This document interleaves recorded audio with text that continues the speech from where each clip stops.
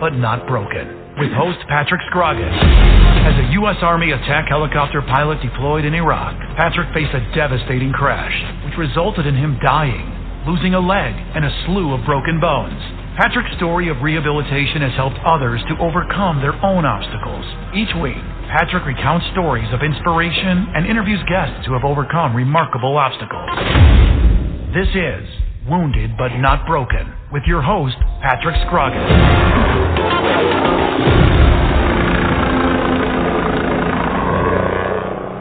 Hello, everybody. Welcome to Wounded But Not Broken, yet on another Monday night here on everybody's favorite night of the week.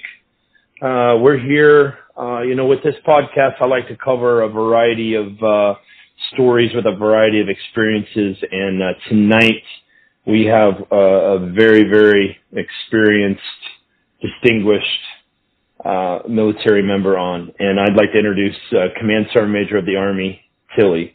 He was the Command Sergeant Major of the Army when I joined the military, and I believe he retired in 2004 after 36 years of serving this country. Command Sergeant Major Tilley. Hey, well, you got to say Sergeant Major of the Army. That's how they get it. That's the right way to get it. But hey, glad to be on your show, and I'm motivated all the way through. Thank you so much, and thank you for your service. Oh man, you're welcome. And I don't think anybody can thank you enough for yours. I mean, you spent a long time in the military, and with that being said, with having such a distinguished career like you've had, what prompted you? Because you joined the military, it would be, in the height of the Vietnam War, right? So, what prompted you to get into the military? Well, I was a shitty kid.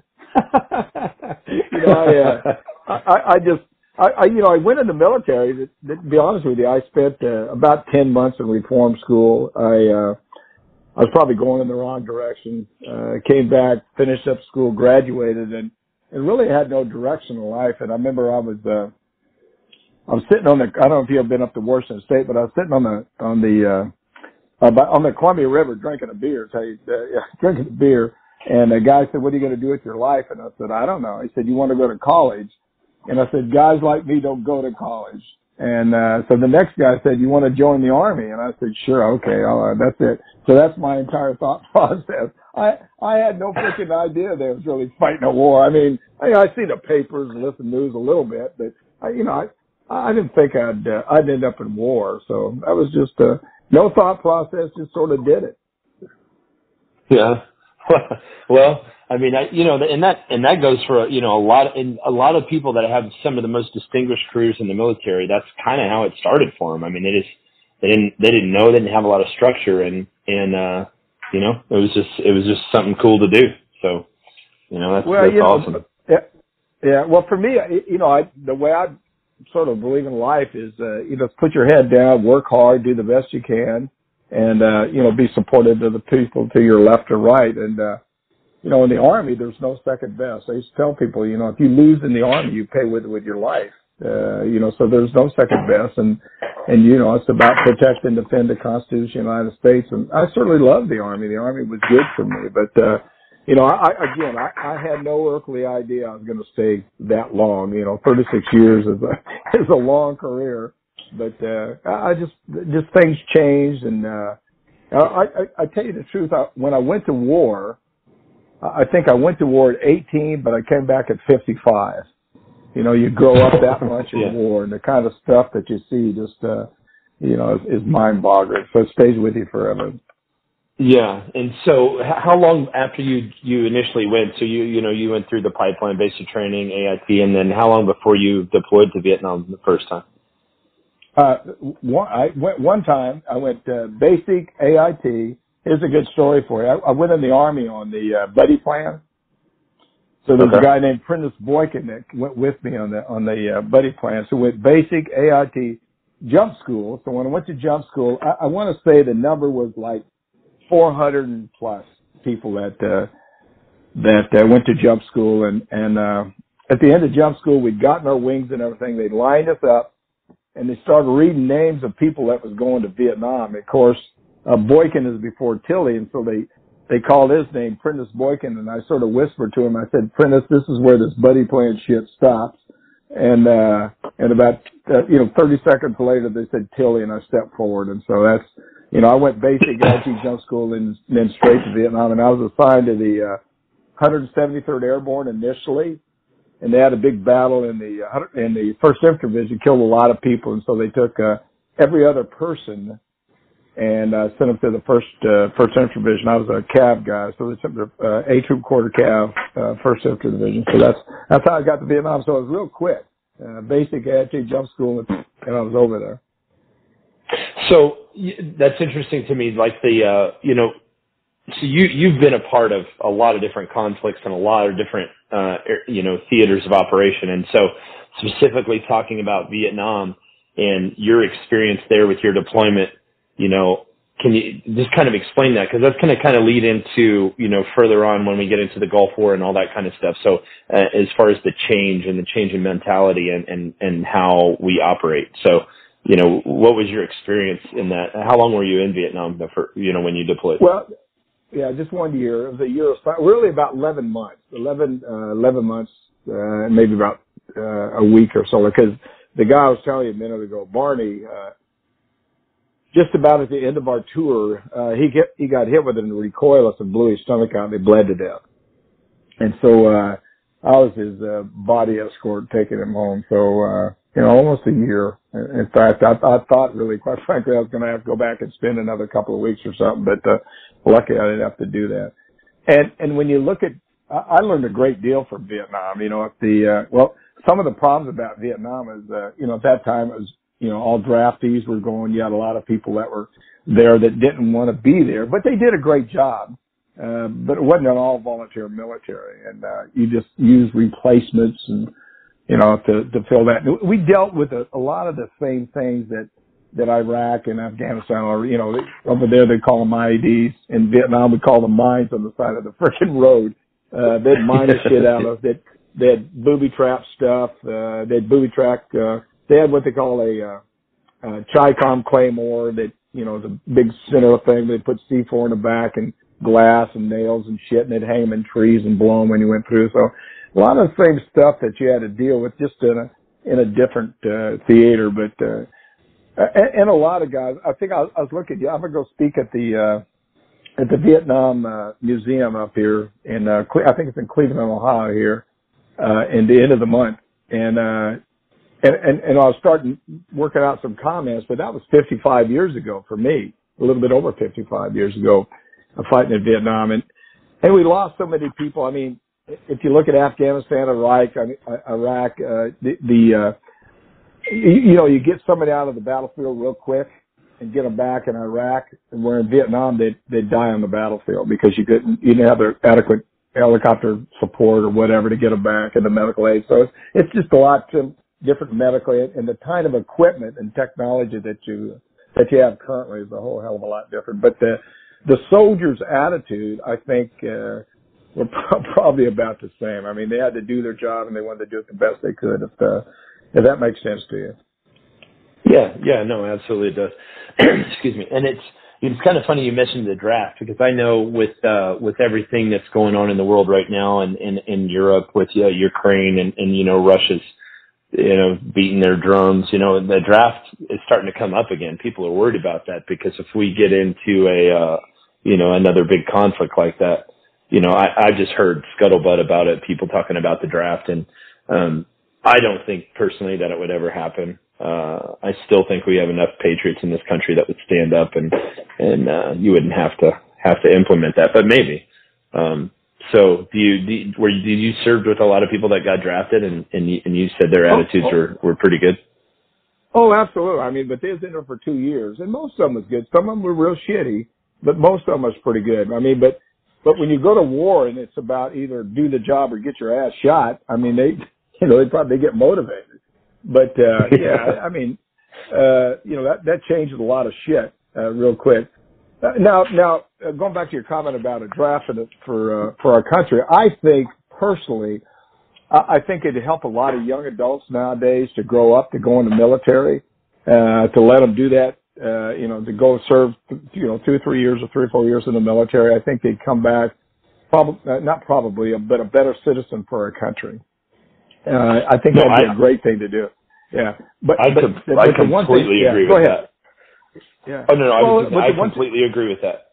Well, the one thing you have though is we don't have a whole lot of war fighters. We have some now that are in Congress and in Senate that have a full understanding about what war is like. But if you go and just evaluate the Army's too small. We got 10 divisions. You got 8 in the National Guard, so that's 18 divisions, I guess. But it's too small to do those kind of things. And really what you got to worry about, you not only got to worry about Ukraine, you got to worry about China, you got to worry about Korea. What if all these guys or all these bad guys start raising their ugly head? Then you got to worry about the southern border. We allow people to come into our country. We don't even know who in the hell is in our country anymore. So there's a lot of stuff that strategically that we ought to start taking a hard look at. And I don't know about you, but I've worked with Russians before, and I'm not afraid of a Russian. Russians can't fight any goddamn better than anybody else, and we'd kick their ass just as quick as anybody else. But we control the night. We have better technology, better equipment. We're ready, but you just don't want to get in a fight like that unless you have to. Right. No, absolutely. And, and inevitably, bad guys are always going to corral together. And I don't think any nation is dumb enough to take us on one-on-one, because we absolutely do have the best military in the history of the world. And it's an awesome thing to have been a part of. But that being said, the one thing, on strategically, I mean, they could string us out, and that's what you're talking about, is we're just not big enough anymore. And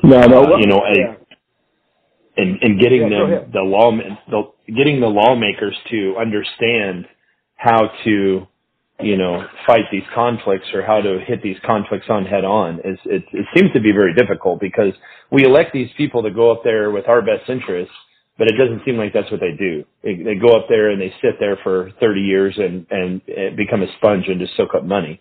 And it's very frustrating, but to see that, but that's just seems to be the way it's going. Well, the problem you have is they forget what they're doing. I don't work for them; they work for me. And in fact, I have this theory. I don't know if I told you last time I talked to you on the phone, but the top 10% and the bottom 10% screw our country up. The top 10% want to steal everything and do all these crazy things, and the bottom 10% want to steal all these things and do. So the 80% in the middle just want to get along in this country. So I just think that we need to take a hard look at, when we're electing officials, what their background is, what they want to do, and they need to be held accountable for their actions. If they have bad policy, or they do bad, just incorrect things, it's not, just like, and I'll give you a great example. I don't want to do deep in politics here, but if you look at the oil prices, why the hell would we buy oil from Russia? And then if that don't work, we want to buy oil from Iran or Venezuela or something like that. Why don't we just get our own oil?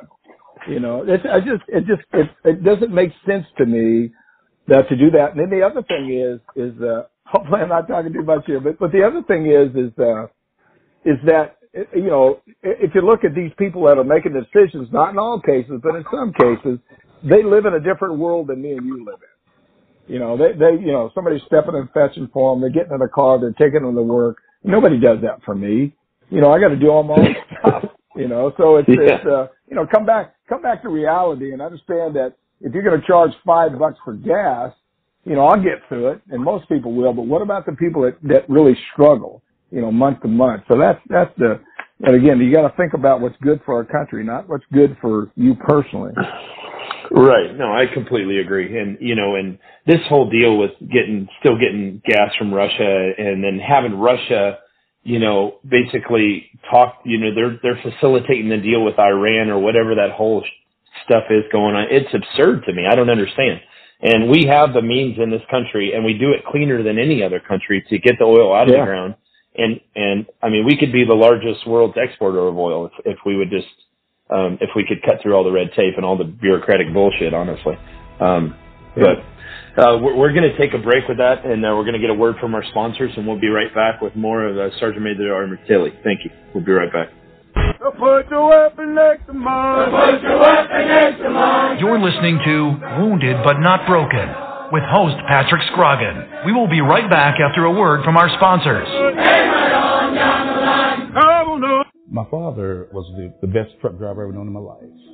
look at family tradition. I'm a truck driver myself. I drove around the state with my cat. To be the truck driver, you not just only see where you go, you see the world in the larger perspective. This is a really good time to be in the trucking industry. The dispatchers get good loads for them. The equipment is very new, and then it's very reliable. At GTS Transportation, we make dreams come true by employing truck drivers, dispatchers, mechanics, and many other occupations. Consider joining our rapidly expanding team where we put quality, human dignity, and respect back into the workforce. Contact us by visiting our website at gtscarrier.com or call us at 847-754-4667. That number again, 847-754-4667. Dallas Corporation and Dallas Logistics, a proud supporter of the Veterans Radio broadcast for over 15 years. High-quality printing services and warehouse distribution have been our hallmark since 1985, serving Fortune 100 companies for over 35 years. Check us out at www.dallascorp.com. Attention, all U.S. veterans. You have served this country with honor and pride. So why is it so difficult to receive the benefits you deserve? Filing a VA claim is complicated, it's cumbersome, and time-consuming. Many veterans have a problem identifying what conditions they should apply for. VDAC, Veterans Disability Application Caddy, is an online application that greatly assists you with filling out your application and identifying the disabilities that you're entitled to. The VDAC process takes about 15 to 30 minutes from start to finish. The entire process is simple and easy to use. The software automatically cross-references the VA database to determine what presumptive conditions you are entitled to, as well as any secondary conditions. Once done, a fully completed VA form is generated with supporting material. To find out more, go to nifv.org and click on the VDAC button. Again, the website is nifv.org and click on VDAC. Welcome back to Wounded But Not Broken with host Patrick Scroggins.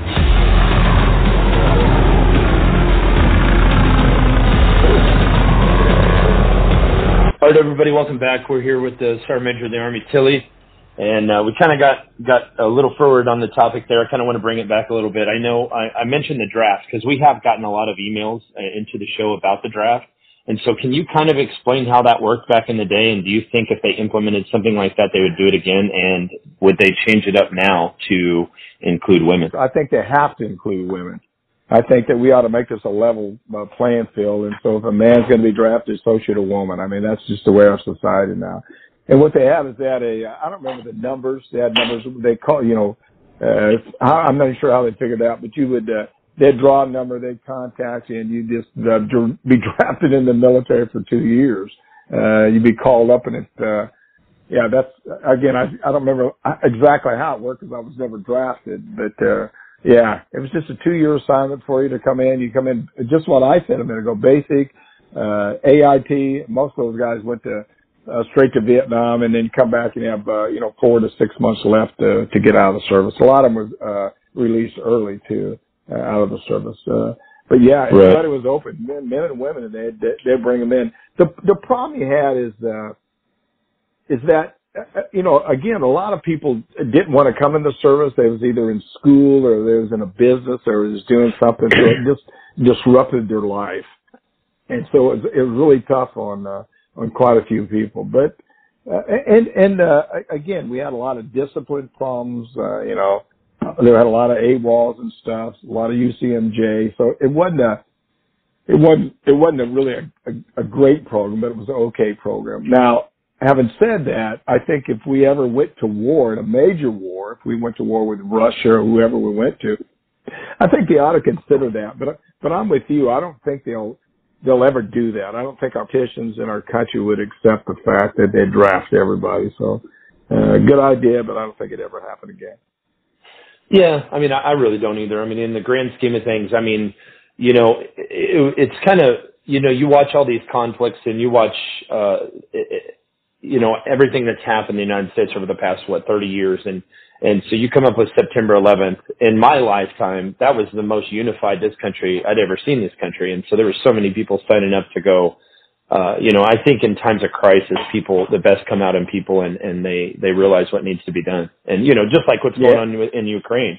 I mean, God bless the Ukrainians. I mean, they're standing up to a much larger power, and they're, to be honest with you, I mean, it's ultimately sad because they're fighting, a dictator that just doesn't care about a life or anything else. And so he's taken some extreme measures, but then people they're kicking ass.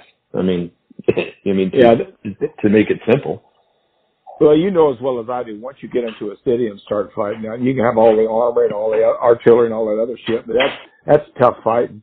Just trying to run, I don't remember the amount of people that was in, their major communities. Let's say there's a couple million. Try to run 2 million people out of a town, a city, and let's say it's not 2 million, it's, 50,000 or 60,000. In fact, just think about it. If you took 5 or 6 people or 10 people that are trained Army veterans and put them in Chicago and give them all the weapons they want, all the ammunition they want, do you imagine what kind of hell they could raise? And they probably would take them a long time to stop them from doing anything. So it's, the other thing is, again, I go back to say, Russian tactics. I worked with Russians before years ago when I was in Bosnia. They didn't impress me a bit.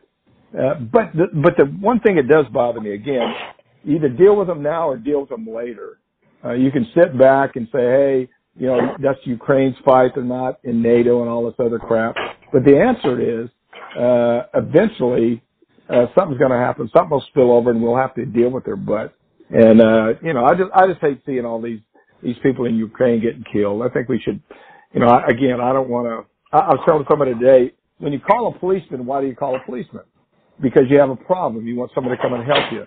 Well, that's what the Army gets to do. I mean, we're not the world's police, but this is our kind of job, and these are the things that we take care of. And so, let's make this a free country. But, Russia's just picking on their ass and trying to make them another USSR and just a little bit bigger, I guess.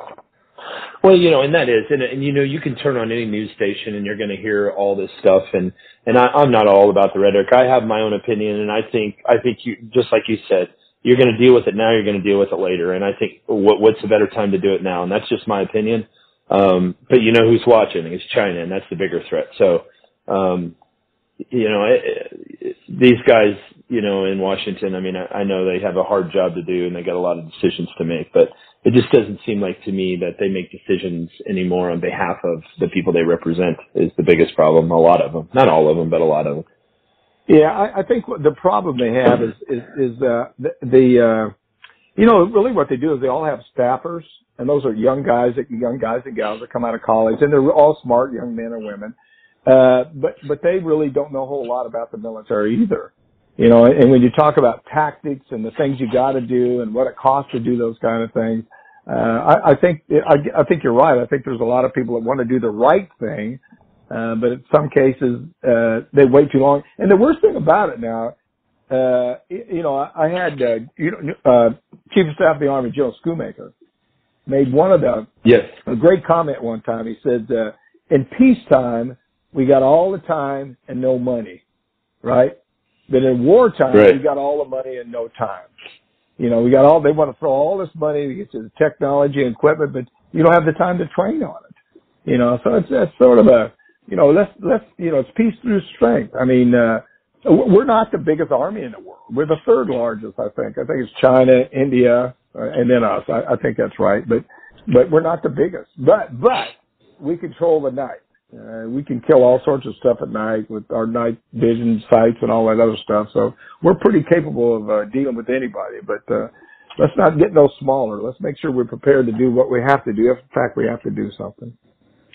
Yeah, right. I mean, and that's what every 4 to 8 years, that's the whole thing. We peace through power, and it just doesn't seem like some people understand that. I mean, if you have the baddest ass dude on the world, you're not going to walk up and kick him, I mean, and that's kind of how I look at the military. But so kind of got off track there a little bit, but back to your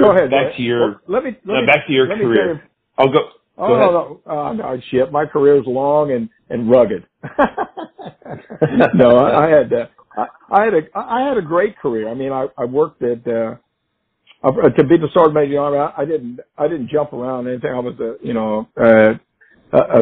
I guess a driver on a tank, then a loader, then I was a tank commander, then I was a platoon sergeant, then a first sergeant, then a sergeant major. I was a sergeant major for 16 or 17 years.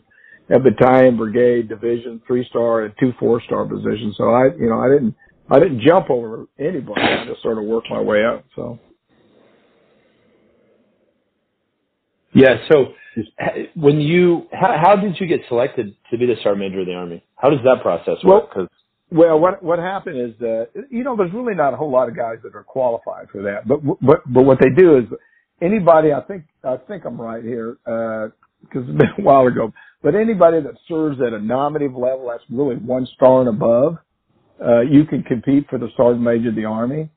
And what they do is they send these packets, and they'll send they'll send a letter out that says, if you meet these requirements, you can submit your name. And so what you do is you submit your name. I was working at a 4-star level. I got to tell you the story real quick. I didn't want to be the sergeant major of the Army. I just wanted to retire and work for USAA. But they called me. A guy named Larry Strickland called me. Sergeant Major Strickland called me.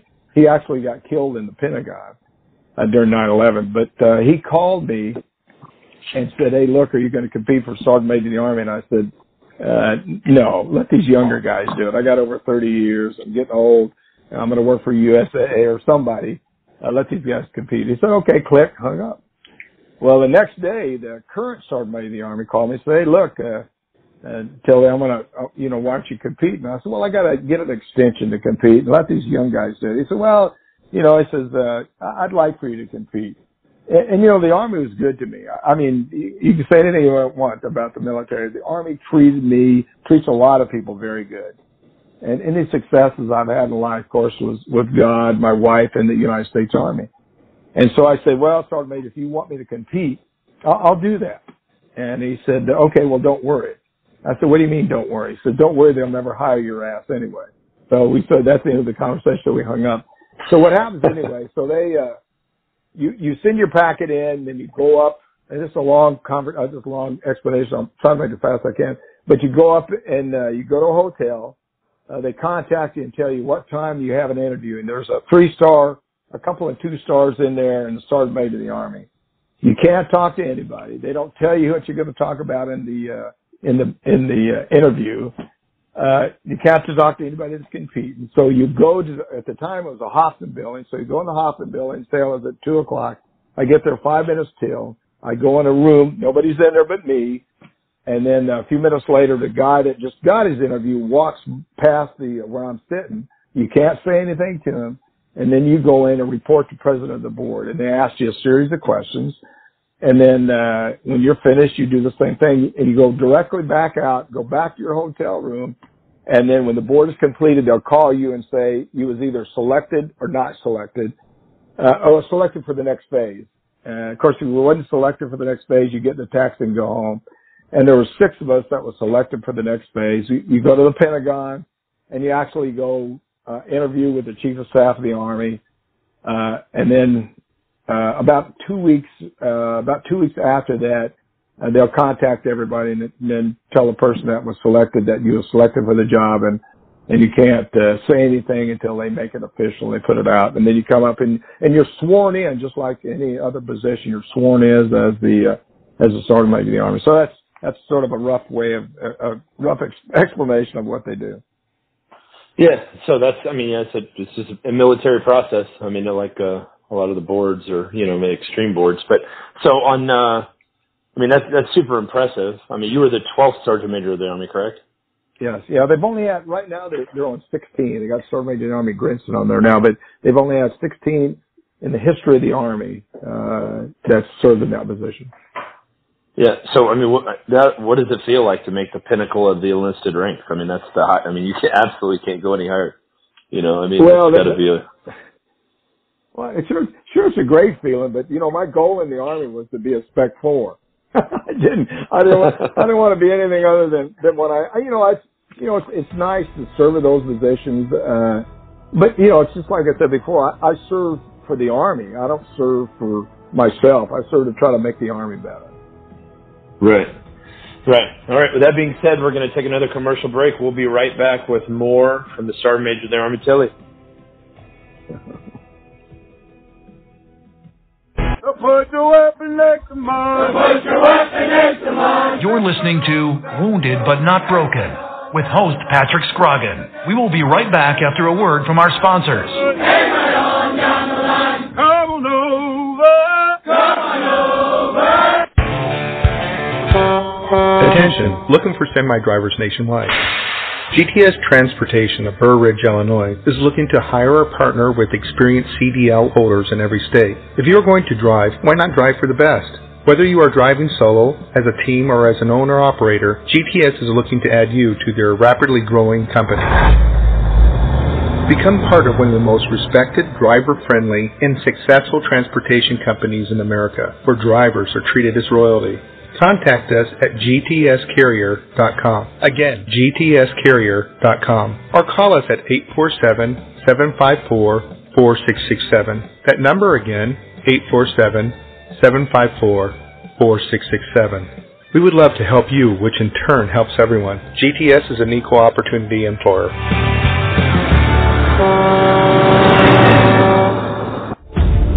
Dallas Corporation and Dallas Logistics, a proud supporter of the Veterans Radio broadcast for over 15 years. High-quality printing services and warehouse distribution have been our hallmark since 1985, serving Fortune 100 companies for over 35 years. Check us out at www.dallascorp.com.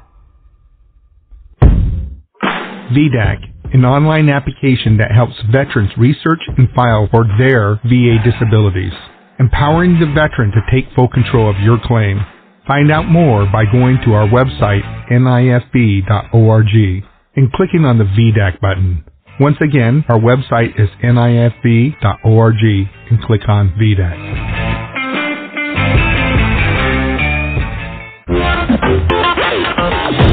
Welcome back to Wounded But Not Broken with host Patrick Scroggin.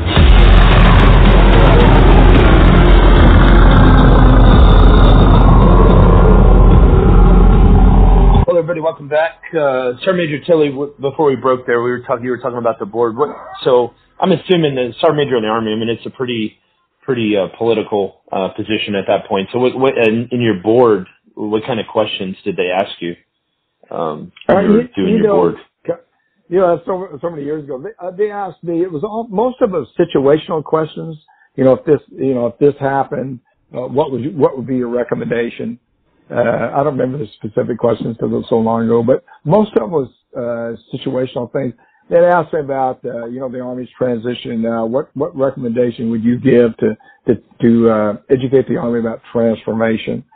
They asked me about Congress. What do you think is the most important things? What's the most important things that you'd want to bring to the table as a current Sergeant Major of the Army? And I said the number one for me was pay, of course, quality of life, and medical care was the three things, and of course for families too. So it's just they just want to get into your head a little bit about what you're thinking about to make the Army better. And quite frankly, when I was a Sergeant Major of the Army, we got about a 24% pay raise. Not just because the Army, you have to work with all the other services too. And then we did a lot as far as medical care and the housing. We did a pretty good job, even though I think they're having problems with it now. But we did, if you look at the Army, if you look at the Army and put all the other services together, the Army's still bigger. You look at the Navy and the Air Force, they're 350 plus thousand each one of them. The Marine Corps is about 180 to 200,000. The Coast Guard's about 40,000. I don't know what the Space Force is. It can't be but about a couple thousand or something like that. But all of those combined are not big as the United States Army. So it's a pretty demanding job. And the worst thing, one of the worst things about being in the Sergeant Major of the Army, you see all the bad stuff. Every day I look at a blotter report and see all the soldiers that maybe either committed suicide or had a wreck or whatever. So that was a little tough. That was sort of bothersome. So. Yeah. Yeah, that's tough, and it's only getting worse now, it seems like, and that's something we really need somebody up top to take a hold of and start combating it the best they can. You mentioned the Space Force. What's your thoughts on the Space Force? Well, I think it's a good idea to have a Space Force. I mean, I worked in Space and Missile Defense, and, they sort of divvied that Space Force stuff out between the Army and all the other services. So I think having one central location that can work on space, you could look at satellites. I don't know if you've ever been up to Colorado, out to NORAD out there, but I haven't looked at the space junk they got up there. You need something like that. So I think it's a good idea. I think Trump did the right idea. I think that's good stuff. You got to wait and see exactly what they bring to the table. But that's the future for us. I mean, that's the direction that we're going. So I think it's a good idea. Yeah. Yeah. So, you saw a vast, 36 years is a long time to do anything. And so, what are the three biggest changes that you saw over your career in the way the Army was going, whether it be training or tactics tactics are always going to evolve and we're always going to get better. We learn from our mistakes. Nobody does that better than the military because you do so much briefings and debriefings and rehearsals, and then you fix all your mistakes. But specifically training. So, in my mind, even since I went through basic training, now it's almost like a vacation for these guys. And I don't agree with that. I think basic training you should never forget it. It should be difficult. It should be stressful. Yeah. And so I just kind of get your thoughts on that. Well, the biggest change for me is technology. I came in the Army, I was shooting an M14. When I left, I was shooting an AR. So that's the biggest change. The weapon system is, but you have to change the Army. So that's the first thing. The second thing I think is a large change is the educational process and our non-commissioned officers education program. When I came in, when I came into service, I don't know if you remember that, you probably don't remember, they had what they call the McNamara's 100,000 that came in during Vietnam. Most of them had like a third or fourth grade education. A lot of them stayed in the service and got their education, stayed a little bit longer. But we brought in a lot of people that didn't have much of an education, but we helped those guys and gals, and really there's more guys back in that day. So I think the education, the focus on education, I think that's one of the biggest things. I think education. I think if you look at the enlisted side, 86% of the force is enlisted. So if you look at the enlisted side, the educational level that you're at right now, in a lot of cases, you have, non-commissioned officers that have a couple of master's degrees or doctor's degrees or whatever. So I think, that's another large change. And I think the other change, and I'm not sure it's for the good, is a cell phone. I think that's a great change. However, the only disadvantage of that is, we don't communicate the way we used to communicate. We used to communicate face to face and talk a lot to the soldiers. I think one of the disadvantages, we don't communicate enough with our younger service members. And I really, quite frankly, I think that's some of the problems when you talk about, I'm sure it's not, suicide prevention, all that other stuff. I think one of the keys is you got to communicate with the soldiers that you're around. They got to understand that you love and want to take care of them. And if you don't talk to them, they don't know, and they're out there by themselves. So hopefully that makes sense to you. Those are really the three things I think are big. Yeah. Yeah, and I think you're right. With the cell phones, everybody's so connected now, and there's no more, it's almost a sense of, overwhelming desire to stay connected to everybody, whether it be through social media or this and that. So I think social media is one of the worst things that's happened to our younger kids, but, for many reasons. But, so when, on September 11th, where were you at? I was working in the Pentagon. I was in the Pentagon at that time. In fact, I was in the Pentagon. Master Sergeant Shad. I was going to say Sergeant Major Shad, but Master Sergeant Shad called me and said, "Do you need to turn on your TV?" And I was getting ready to go somewhere, and so I watched the first plane, the second plane hit up in New York, and I thought, "Oh my goodness!" And I looked at the guys in the office and said, "Hey, look, I don't know about you, but this is not an accident. Something's going on. So stay close to the phones. Anything happens in the Army, make sure you call me real quick." You got they got all the contact stuff. And And I went over to Fort Myer. And when I was coming down, I went over to talk to some lawyers. When I was coming down the hill by the cemetery, the plane hit at the Pentagon. And so just like any other soldier, you know, I went right to where it happened. I got out my vehicle. I ran into the entranceway, and a guard went and said, "You can't come in." And I said, "Oh, you're right." I just ran around and ran up to my office and tried to make sure everybody was out of the office. And then I came back out, went around where the plane actually hit, and they said there was another plane coming, and so people started running everywhere. And so I just sort of hunkered down behind some. I said, "Shit, I'm one person. They're not going to try to kill me with the plane. I hope anyway."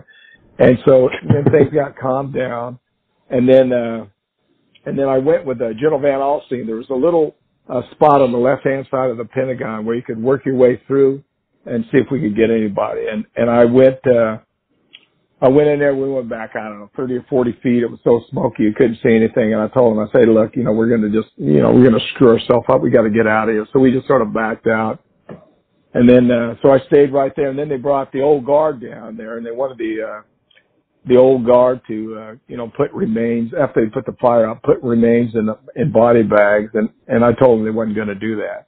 I told them that that's what Mortuary Affairs gets paid to do. They can put them in the body bags, and the old guard can go and remove the remains and stuff. But most of the people inside the Pentagon were really nothing but pieces, people, because, when that plane hit it, I can't remember how many levels it went through, but, that jet fuel went out there, and it just, in fact, when they did put out the fire and stuff, and I went in the building, I seen one body, and it was burnt so bad, laying face down on a desk. I couldn't tell if it was a man or a woman.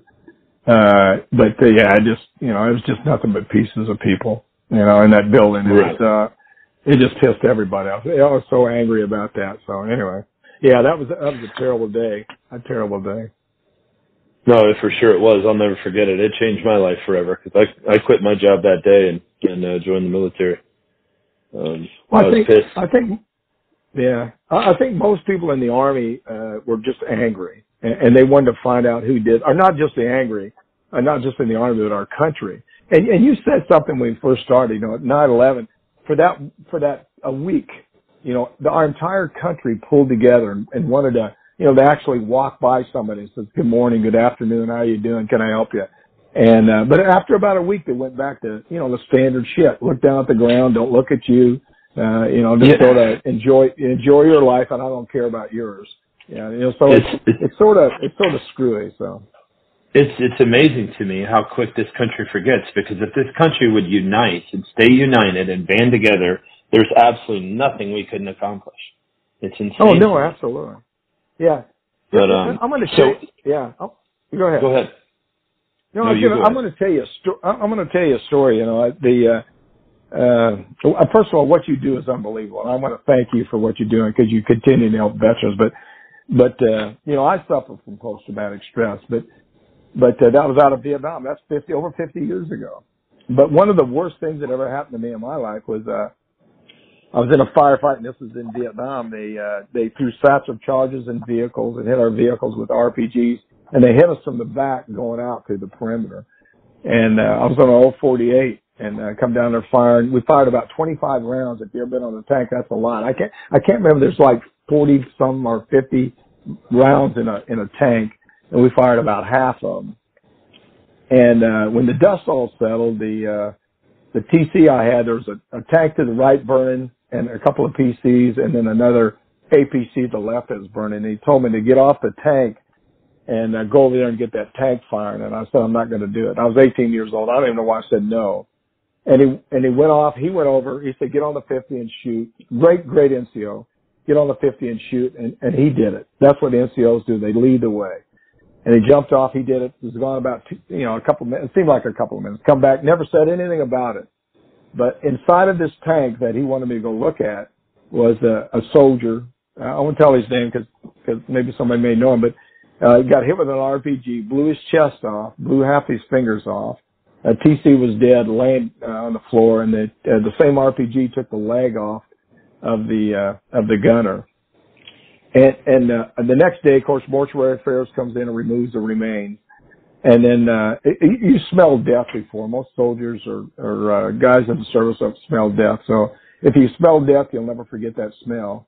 And I got on this tank and I could smell death. And so I started spraying stuff on the tank. And eventually I had to reach down and take ammunition boxes up and pull up fingers that were inside or in between the boxes and put them in a T-shirt and bury them. So it's, I worry sometimes about the kind of scars that, all soldiers have that they'll never forget. So anyway, I'm sure you have a lot of scars too, just like me.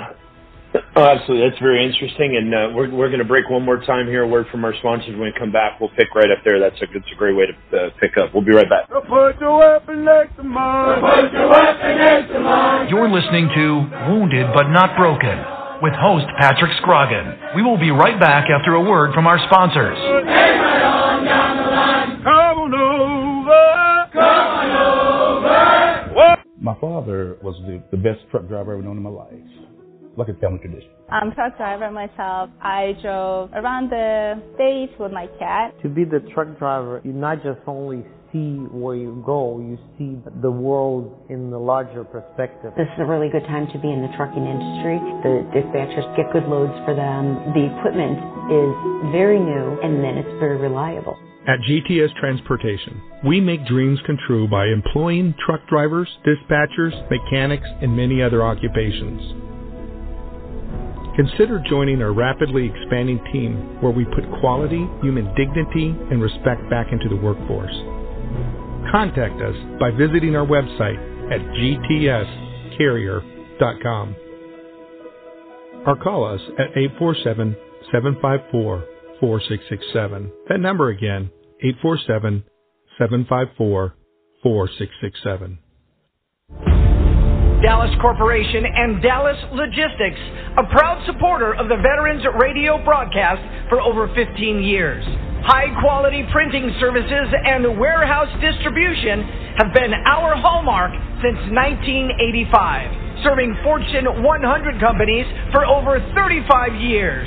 Check us out at www.dallascorp.com. Attention, all U.S. veterans. You have served this country with honor and pride. So why is it so difficult to receive the benefits you deserve? Filing a VA claim is complicated, it's cumbersome, and time-consuming. Many veterans have a problem identifying what conditions they should apply for. VDAC, Veterans Disability Application Caddy, is an online application that greatly assists you with filling out your application and identifying the disabilities that you're entitled to. The VDAC process takes about 15 to 30 minutes.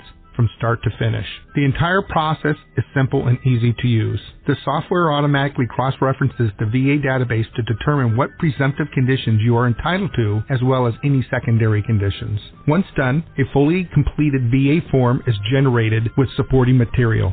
To find out more, go to nifv.org and click on the VDAC button. Again, the website is nifv.org and click on VDAC.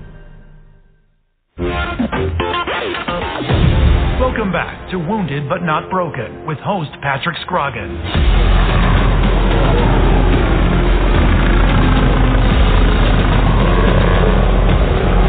Hello, everybody. Welcome back. Yeah, right before we went on break, we were talking about PTSD and post-traumatic stress syndrome. And my take on that, Sergeant Major, is I think that every combat soldier that's been in combat that has seen the things that we've seen suffer from PTSD. I think some handle it better than others for whatever reason that is. And I have my own theory on that. I think for me, I handle it better because maybe I chose to join the military and I chose to go to war. That's why I signed up. I did it for this country, and I wanted to make that decision myself so my kids wouldn't have to. And I kind of attribute me being able to handle the things that I've done and seen a little bit better than that. And some people didn't have a choice, whether it was they were trying to get their education or they were trying to, they didn't know what they wanted to do or whatever it may be. I think, I don't know how you'd ever lock that down, but, it was just interesting you brought that up. But PTSD is a huge thing. And I know when I speak a lot, that's what I talk about. It's the wounds you can't see that affect people the most. Yeah. The worst thing about it is, a lot of people, you're pretty open, I'm pretty open. I think the key to success is be open about what, to people. Tell people your story. Tell people what's going on. I did this on social media about a month ago. I had a 7-day veterans check. You had to call somebody you hadn't talked to in 20 years or 10 years or 5 years and check on your buddy. I think what veterans have to do is check on each other because, you speak the same language as somebody that's been to war and seen those kind of stuff. So check on your friends, see how they're doing. I had a good friend of mine here about 6 months ago that committed suicide, and he was a senior guy in the Army. And I tell people all the time, maybe I missed something there. I thought he was okay. I'd seen him, I talked to him, every couple of years or so, or a year. And he just decided to take his life. And so we got to help each other out. We got to check on you. It doesn't matter if you're a general or a 4-star or a private. If you serve in the military, check on your buddy. Make a buddy check once a week. Call somebody. No, I agree. I agree wholeheartedly. I mean, because, you and I offline, we could talk a totally different way than we would talk to somebody else. I mean, because, we've stepped on some of the same ground, done some of the same things. And so we can relate, in that brotherhood way that the most people can't. And that, again, that's the hardest thing coming out of the military and transition into civilian life is it's just not the same. And, it's difficult for some people. Well, the thing about it, not bad mouthing anybody, but some people feel real uncomfortable talking about war. Some people feel real uncomfortable about saying, I pulled fingers out of between a sponsor box or whatever. But for me, that's therapy. Talking about stuff that bothers me that I want to get off my chest and somebody responds and comes back. But other people, they just, oh yeah, that's good. Let's talk about that fence over there. How's that look? Bullshit. Tell me, and the other thing is soldiers are not just soldiers, all service. They're straightforward and honest. They're going to tell you exactly how they feel. And I don't want anybody to caveat anything with me. I want you to, tell the truth. That's what I've been doing all my life. Any commander I ever worked with, I used to tell them, I said, shit, don't ask me a question because I'll tell you the truth. I'll tell you what I think. I'm not going to caveat shit. I don't give a shit if you're the President of the United States, Chief of Staff of the Army, Secretary of Defense, whoever. I'm going to give you a straight answer, what I think is right. I think you and I might be cut from the same cloth because I'm exactly the same way. Life's too short to bullshit. I mean, you just get to the point and say what you need to say and get on with it. But, well, I got in trouble a couple of times in the Army for doing that. Somebody said, I can't believe you said that. I said, oh, shit, it's the truth. What the hell's the problem here? So. Yeah. So, given our current state and everything's going on in the world, what would be your advice? What do you think how we need to go as an Army and how we need to go as a country? With everything that's going on, all the pokers in the fire, where do you see us going? That's the Army side of the house. I think, Army needs to focus on Army. Don't worry about all this bullshit off to the side. But you got a Chief of Staff of the Army, they know how to do their job. They get paid, and I love the Army, but they have a specific mission to fight and win our nation's wars. That's their job. So I wish there's too much, it seems like sometimes a little bit too much, talking about other things versus talking about warfighting skills. I think the other thing is our political leadership, I think, is disconnected from reality.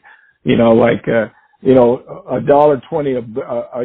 $5 a gallon of gas isn't going to hurt anybody for a short period of time. Well, let me tell you something. If you're making, a couple $100,000 a year, $400,000 a year, somebody drives you to work and lets you off every damn day and all expenses are paid for by me and you, I guess I wouldn't have a problem. But everything I get in life, I have to pay for. So right. Stop that shit. If you think gas is not expensive, quit. This is the president. Drive your own ass to work, and get fill your own car up. Then you should be bitching just like everybody else is. Live in my world for a little while instead of. Yeah, go ahead. Get off the private jets that are burning exorbitant amounts. Stop bitching about the environment when you're on a Falcon 900, burning 30,000 gallon an hour. Oh yeah, it's the problem you have is like. You look at some of these guys, say, it's okay for me. And the people say, well, who the hell, what people are you talking to? You know, you're talking to the wrong people. All the people I hear talking to say, gee, I mean, you go buy food, it costs more money. You go to a restaurant, it's twice as expensive. You get gas, it's doubled, almost tripled in price in some locations. So let me, and oh, by the way, my pay raise hasn't went up. Now, I got to admit one thing here. I own my own company. I give myself a raise if I want to give myself a raise. But I'm not worried about me. I work by the guys that work with me. You know, so right. I'm a little bit older, and I've sort of set myself up pretty good. But, you know, I got to take care of all my grandkids, all my sons, and all these other guys. They're struggling, too. So that's bullshit. Get off your high rock, come down to where I live, and start, you know, frankly, if I was the President of the United States, I'd start drilling oil today. You know, I found our own resources. Yeah, sure, yeah. I mean, that affects everything. You know, stop this I would bullshit, give incentives for it. oh, yeah. I mean, no joke, you know. Yeah, you know, you can put regulations. You know, I think the way they did it is sort of crazy. We're going to go electric. Like, tomorrow everything's electric. Wait a minute. Why can't we just phase that in over the next 5 to 10 years instead of doing it in about 6 weeks? You know, that makes sense to me. Nobody else does that, you know, so. No. And first of all, if you know, 60% of the United States goes electric tomorrow, we'll shut down the grid. We don't have the capability to do that. And nobody understands that. It's crazy to me. No. So, go ahead. No, I was going to say, it's really funny. Even now, if you look at the Capitol, they put a fence around the Capitol when the president's going to speech. Well, what's wrong with that? You mean there's a lot of pissed off people about what you're doing? That should be a pretty good indication that you're doing the wrong thing. You know, go back and take a hard look at yourself. So, man, I agree completely. So specifically with this Russian, Ukrainian, European deal, what would be your thoughts? And I just want your opinion. You know, well, my thing, I'd give them all the weapons you could give them. You know, if they want missiles or whatever the hell they want, I'd give it to them. I'd stock them up as much as I could. I'd really take a hard look at, you know, I think, I could get this wrong. I think Poland was going to give them some airplanes. We was going to backfill Poland. I would give them the airplanes so they can control the sky, control their own sky. Cause, you know, that's where they're beating the hell out of them a little bit. I'd support them as much as I can because, you know, we got to worry about this. You know, this could be World War III, whether or not we want to look at it that way or not. I mean, we don't know how that's going to go. All they've got to do is shoot a couple of rounds into Poland or into the Balkans or whatever. You may have a fire in your hands. And they absolutely hate each other. You know, they hate everybody over there. They hate their neighbors, you know, so, you know, but now on the other side of that is, I think support them as much as you can. But if that old boy gets into Poland or gets into the Balkans, I think put the wrath of God on his ass and stop this shit just as quick as you can. Oh yeah, I completely agree. You know, and I know it's so hard for people and talking to people. They watch it on the news, and first of all, our news is that's a whole nother episode we could probably talk about, probably 2 or 3. But you know, real quick, let me say, because you brought up about news. It depends on what channel you listen to.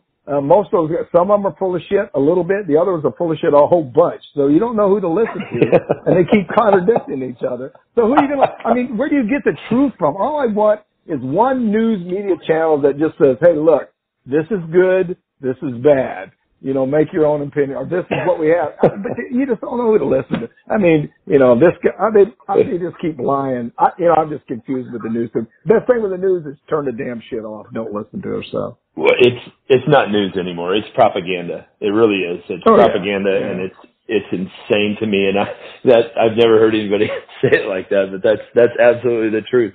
But the even more the sad part about that is you know, every news channel has their people that only going to watch that station, and they don't try to diversify anything. They don't do any research on their own. So whatever that news channel says, that's the word, and that's what they go by. And you know, 99% of it's bullshit, and you know, nobody wants to educate themselves anymore. And with the technology that we have, but although that's being controlled as well, what you can find on the internet now, you know, it's just becoming crazy to me. Well, you know what the circle of life is, right? You know, some people just stand in the circle, never move their entire life. They just throw there, everything's okay, I'm gonna do okay, and all that other shit. And stuff just rotates around a little bit, you know. People that are successful keep stepping out of circles, go to another circle, go to another circle. And again, the problem is, it's the same with political leaders too. I mean, all I want is you to tell me the absolute truth. I'm smart enough to figure out what I think is right, and you're not fooling anybody when you tell me a lie. So, I mean, I agree with you. It's a crock of shit, and I wish they'd stop it. In fact, to tell you, here's a funny story. I actually went online the other day to figure out what qualifications I have to run for Congress or the Senate, right? Oh, yeah. It's not too much. Be a U.S. citizen. What was it? Be over the age of 25 and live in that state. I think that's the 3 qualifications to do that. And so we probably ought to take a hard look at what the qualifications are, because we're getting some crazy ass people in there that just don't give a shit about anything. And so I'm not even sure where to get some of these people. Some of them, I know there's a lot of good ones. I understand that, but some of the ones that like turn off the lights, you can save electricity. Don't worry, but don't touch my house. Leave me alone. So it's crazy as hell. But we're getting way off the shit now, but it's a lot of fun talking anyway. Yeah, we are. Well, we're kind of running out of time for tonight, but maybe we can get together again on another podcast in the future. It's been great talking to you, and I really appreciate you taking the time to do this. And we got to stay in touch. And whenever I get to Florida, have you ever had your ass kicked in golf by a one-legged guy? Not lately, but I accept the challenge. I'm just kidding. I'd love to play around with you, but hey, man, I really appreciate you coming on tonight, Sergeant Major. It's been great. You've been awesome. Thank you for your service, and we'd like to keep everybody in our prayers in Europe and Ukraine, and I hope they keep fighting the good fight. And Sergeant Major, you have a great evening, and thanks again. Hey, give me a call when you got my number. Give me a call when we finish, will you? Yes, sir. I'll do it. All right, bud. All right, everybody. That's all we got for. Yes, sir. That's all we got for tonight. We'll talk to you next Monday night. God bless America, and we'll talk to you soon. Thanks for listening. You're listening to Wounded But Not Broken with host Patrick Scroggins.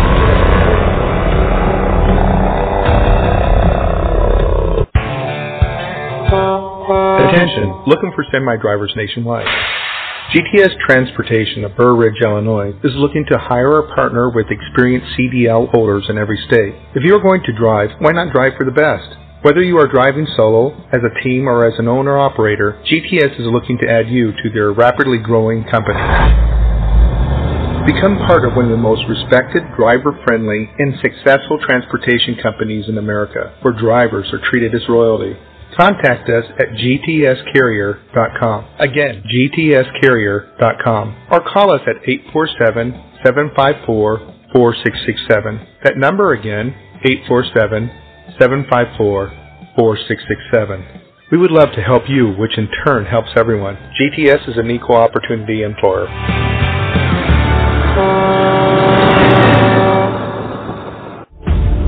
Dallas Corporation and Dallas Logistics, a proud supporter of the Veterans Radio broadcast for over 15 years.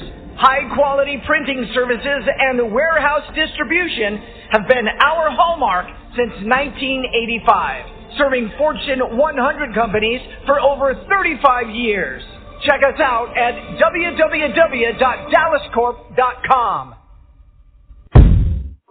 VDAC, an online application that helps veterans research and file for their VA disabilities, empowering the veteran to take full control of your claim. Find out more by going to our website, nifb.org, and clicking on the VDAC button. Once again, our website is nifb.org, and click on VDAC.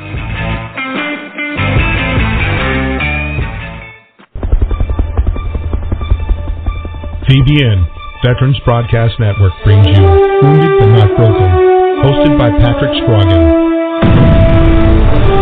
It lies within you to conquer your greatest challenges.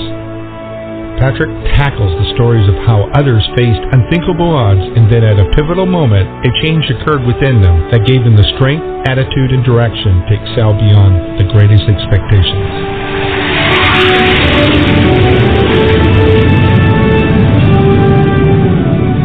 Listen every week and learn how it is possible to defeat the impossible.